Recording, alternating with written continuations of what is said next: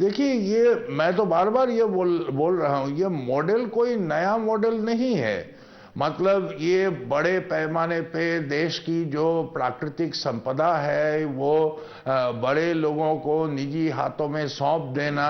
और अब गुजरात का मॉडल देखिए, जहां तक ह्यूमन डेवलपमेंट इंडेक्स है, गुजरात का परफॉर्मेंस बहुत ही खराब है। जहां तक गरीबी का सवाल है, गुजरात में बहुत ही खराब स्थिति है। लेकिन अफसोसनाक बात यह है, कांग्रेस भी मोदी को उनके जो मॉडल का दिशा है उसको लेके चुनौती देने के स्थिति में नहीं है, क्योंकि उनका भी एक ही मॉडल है। निलंबर साहब, आप कह रहे हैं कि कांग्रेस और बीजेपी, अगर हम नीतियों के लिहाज से देखें, आप कह रहे हैं कि बराबरी पर खड़े हुए हैं। श्रीकांत, मैं रिएक्शन लूं कुछ और नेताओं के जो आए हैं आज के इस डेवलपमेंट पर। उससे पहले आपका रिएक्शन जरूरी है कि जिस तरीके की बात कर रहे थे हमारे सहयोगी और मधुसूदन जी ने इस बात को जिक्र किया कि असल में क्या वाकई बीजेपी के सामने किसी एक मुद्दे को लेकर वाकई बड़ी दुविधा है? क्योंकि लीडरशिप को लेकर जो राष्ट्रीय लीडरशिप की बात हो रही है, कई नाम पार्टी के अंदर से भी सामने आ, बाहर से भी आ रहे हैं। अब असल में ये रोड मैप जो होगा, इसमें 3 अगर बड़े मुद्दों की बात करें तो वो फिर किसके होंगे और कैसे होंगे? मैंने आपको पहले भी स्पष्ट किया कि मुद्दा है गुड गवर्नेंस का। केंद्र का 10 साल का कुशासन एक बड़ा मुद्दा है, और उसी के साथ साथ भाजपा शासित राज्यों का सुशासन, इसको पैरेलल हम लोग लेके जा रहे हैं। लेकिन जब आप भाजपा शासित राज्यों के सुशासन की बात कैसे कर रहे हैं? आपने अभी अभी हाल में हिमाचल चुनाव गंवाया है, उत्तराखंड चुनाव आप गंवा चुके हैं, उसके अलावा कर्नाटक में आपने पहली बार कमल का फूल जिस आदमी के नाम पर, येदियुरप्पा के नाम पर खिलाया, वो येदियुरप्पा को आप अपनी पार्टी से हटा चुके हैं। फिर किस आधार पर आप गुड गवर्नेंस की बात करें? आपकी राज्य सरकारों का हाल तो देखिए, करप्शन के नाम पे वो राज्य सरकारें जा चुकी हैं। आप अगर केंद्र सरकार को क्लीन चिट देना चाहते हैं कि केंद्र सरकार ने कोई भ्रष्टाचार नहीं किया, केंद्र सरकार ने कोई महंगाई नहीं बढ़ाई, केंद्र सरकार ने संवैधानिक संस्थाओं को अपमानित नहीं किया, केंद्र सरकार ने देश की जनता के साथ धोखा नहीं दिया, तो आपको मेरा शुभकामनाएं कि आप केंद्र सरकार को क्लीन चिट दीजिए। लेकिन जहां तक हमारा मुद्दा है कि देश की जनता को 24 घंटे बिजली, अंतर्राष्ट्रीय स्तर की सड़कें, बढ़ती हुई औद्योगिक विकास दर, बढ़ती हुई कृषि विकास दर, लोगों को रोजगार। मेरे वामपंथी मित्र कह रहे थे कि गुजरात में गरीबी बढ़ रही है, लेकिन केंद्र के आंकड़े कहते हैं कि 10% लोग गुजरात में बिलो बीपीएल जो फैमिली थी वो अपग्रेड हुए हैं, यानी कि वो मध्यम वर्ग में शामिल हुए हैं। इनसे पूछना चाहते हैं कि 15 साल तक आपने बंगाल में राज किया, वहां 24 घंटे लोगों को बिजली क्यों नहीं है? वहां अच्छी सड़कें क्यों नहीं है?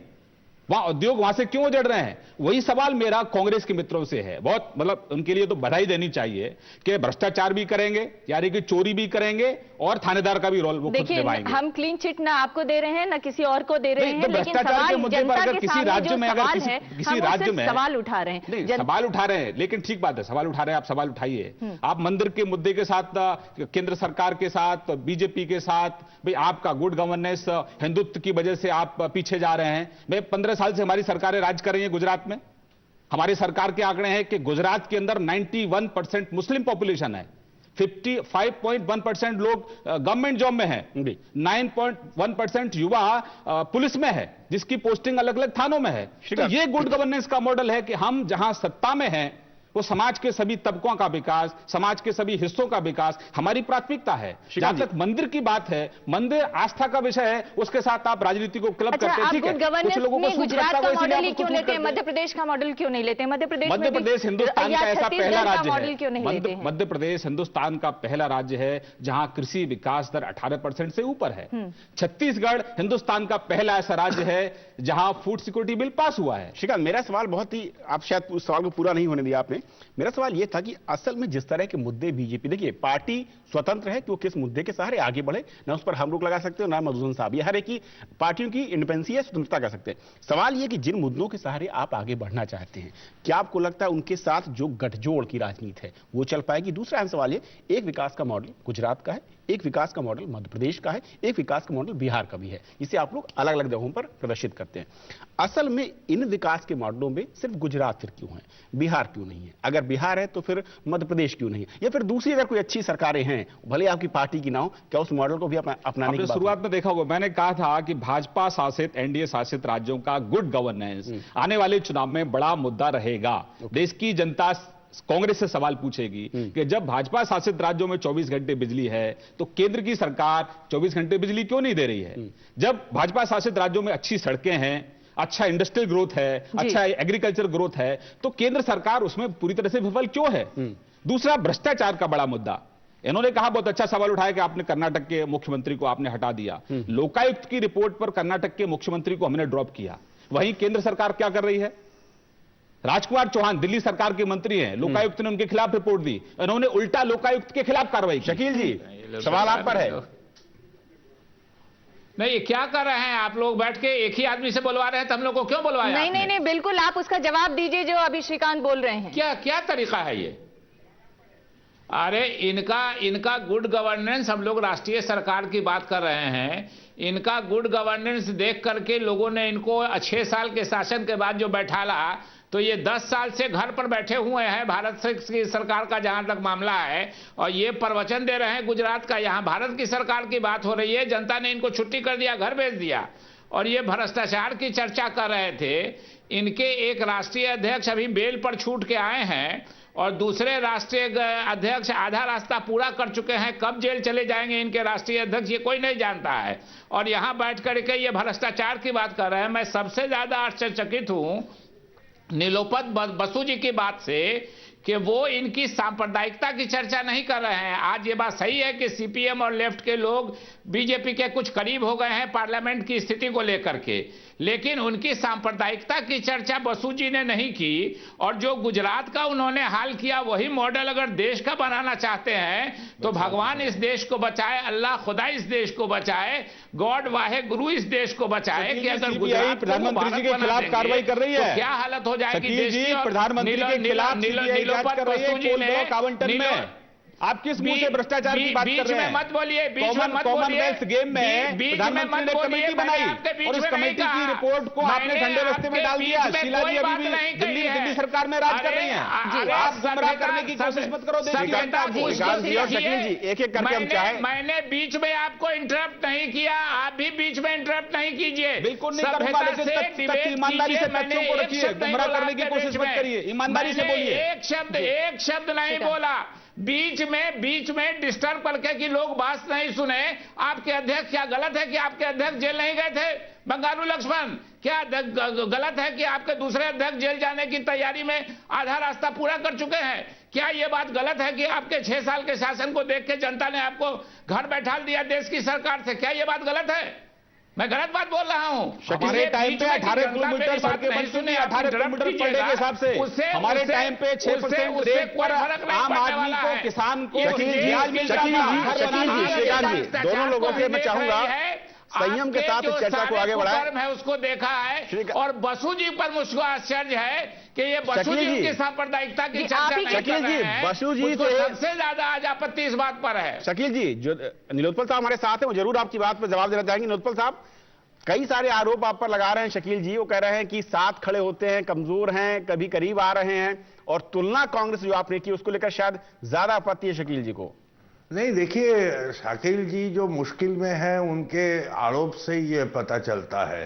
अगर वामपंथियों को, सीपीआईएम को कोई ये बोले सांप्रदायिकता के खिलाफ नहीं लड़ रहे हैं, तो इससे हास्यास्पद बात कुछ हो नहीं सकता। मैं इसीलिए तुलना कर रहे थे क्योंकि मोदी जी का गुजरात मॉडल का बात हो रहा था, उसका आर्थिक मॉडल का बारे में बातचीत हो रहा था, और लोग ये समझता है कि जहां तक आर्थिक नीति का सवाल है, ना सिर्फ कांग्रेस और बीजेपी का, मनमोहन सिंह और मोदी जी का जो आर्थिक मॉडल एक ही मतलब सिक्के का दो पहलू है।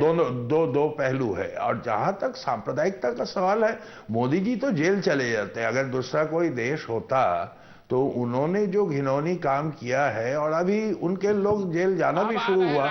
माया कोटलानी पहले से ही रास्ते में है, लेकिन प्रसंग दूसरा था, इसलिए बोल नहीं रहा था। मेरे टोकने के बाद नहीं, पूरे देश भर में इतना कुप्रचार किया है। सांप्रदायिकता के खिलाफ तुम्हारी शटअप बंद हो गई है। अब आप कहीं किसी राज्य में नहीं है। आप जब देश को गुमराह करना बंद कर दो। लड़ रहे थे उस समय भी हम लड़े थे। जो ढोंग आप रच रहे हैं उसको आप बंद करो बोलना। जी, 2004 में यूपीए सरकार को आपने ही ऑक्सीजन दी थी। श्रीकांत, हमारे पास वक्त की कमी है। एक आखिरी कमेंट आपसे मधुसूदन जी जरूर लेना चाहिए।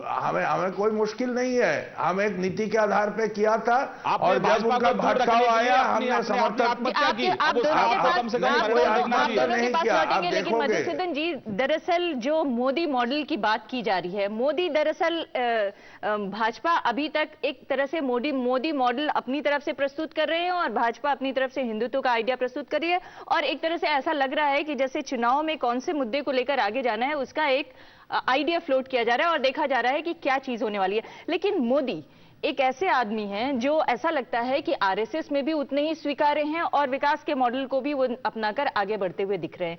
क्या ये जो कॉम्बिनेशन है, वो ये यूनिक कॉम्बिनेशन मोदी का वाकई बीजेपी को आगे ले जा पाएगा? देखिए, भारतीय जनता पार्टी के जितने भी मुख्यमंत्री हैं, आप सबको समझ लीजिए कि वो आरएसएस के प्रयोगशाला से निकले हुए, उससे प्रशिक्षित लोग हैं। इसलिए ये मत कहिए कि वो विकास का काम कर रहे हैं और हिंदुत्व का मुद्दा भी साथ बढ़ा रहे हैं तो कोई बड़ी बात कर रहे हैं। वो दोनों चीजों को साथ लेके चलते हैं। कब कौन सी चीज आगे कर दी जाए और कब कौन सी चीज पीछे कर दी जाए, ये देखा जाए, ये देखने वाली बात होती है। पहली बात तो ये है कि मोदी खुद अपने आप को प्रोजेक्ट कर रहे हैं। अभी भारतीय जनता पार्टी ने मोदी को प्रोजेक्ट करना शुरू नहीं किया। वो कह रहे हैं कि मेरे पास विकास का मॉडल है, मैंने हिंदुत्व की प्रयोगशाला गुजरात में बना के दिखा दी है। लेकिन जिस तरह से मांग हो रही है और आज जिस तरह से वीएचपी के नेता अशोक सिंघल ने कहा है कि एक नेहरू थे जिन्हें मास्क जो डिमांड करता था और एक मोदी जी हैं जिन्हें पब्लिक चाहती है प्रधानमंत्री बनाना। पब्लिक चाहती है नहीं चाहती है तो भी कहा नहीं जा सकता, लेकिन इतना जरूर मैं कहूंगा कि देश के उद्योगपति जो हैं वो मोदी के आगे बिछे हुए हैं, क्योंकि उनको मोदी ने इतनी सहूलतें दी हैं। नहीं, एक आखिरी कमेंट आपसे जरूर लेना चाहेंगे, जो इन्होंने कहा कि मोदी को पीएम के रूप में अभी बीजेपी नहीं प्रोजेक्ट कर रही है, खुद मोदी अपने आप को इस तरह से प्रस्तुत कर रहे हैं। आपका क्या कहना, बीजेपी उन्हें पीएम पद का कैंडिडेट बनाएगी? देखिए, मैं किसी कुतर्क का जवाब नहीं देना चाहता। मैं इतना कहना चाहता हूं कि हमारा भाषा नहीं है, हमारा मुद्दा जो कहना है ये शालीन भाषा। मैंने आपको डिस्टर्ब नहीं किया, आप उम्मीद करता हूं आप मुझे डिस्टर्ब नहीं करेंगे। आप कुतर्क जैसे शब्द का इस्तेमाल मत कीजिए। सुप्रीम कोर्ट के निर्णय को आपने चुनौती दे रहे हैं कि वहां मस्जिद थी, वहां मंदिर था। आप सुप्रीम कोर्ट ने ये माना है कि वहां मंदिर था, वहां मस्जिद थी। माफ करिए, सारी दुनिया जानती है। चुनौती दीजिए। जब कांग्रेसी दरवाजा खोलते हैं, ताला खोलते हैं तो वो मंदिर है, और जब भाजपा आंदोलन करती है तो वो मस्जिद में कन्वर्ट हो जाता है। तो ये दोहरी मानसिकता है। सवाल ये था कि बीजेपी क्या पीएम का कैंडिडेट बनाएगी? आज की डेट में सवाल ये है कि 10 साल में जो कांग्रेस ने पाप किए हैं, जो गड्ढे खोदे हैं, पहली प्राथमिकता उनको भरने की है। गुड गवर्नेंस पर आने वाला चुनाव होगा, उसके मॉडल हमने आपके सामने रखे हैं।